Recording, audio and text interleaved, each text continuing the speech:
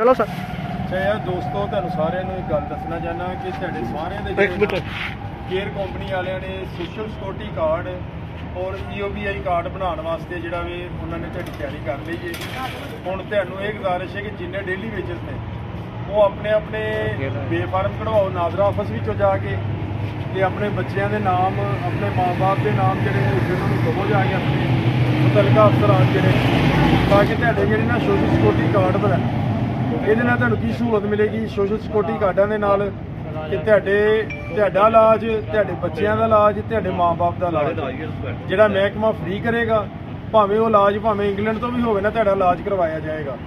ਤੇ ਇਸ ਲਈ ਤੁਸੀਂ ਜਿਹੜਾ ਵੇ ਨਾ ਆਪਣੇ ਜਿਹੜੇ ਕੁਆਇਫ ਜਿਹੜੇ ਤੁਹਾਡੇ ਮੁਤਲਕਾ ਅਫਸਰਾਂ ਤੁਹਾਡੇ ਕੋਲ ਮੰਗਦੇ ਨੇ, ਉਹ ਆਪਣੇ ਕੁਆਇਫ ਜਿਹੜੇ ਨੇ ਆਪਣੇ ਅਫਸਰਾਂ ਨੂੰ ਦੇਵੋ ਤਾਂ ਕਿ ਤੁਹਾਡਾ ਜਿਹੜਾ ਸੋਸ਼ਲ ਸਿਕਿਉਰਿਟੀ ਕਾਰਡ ਬਣ ਜਾਵੇ।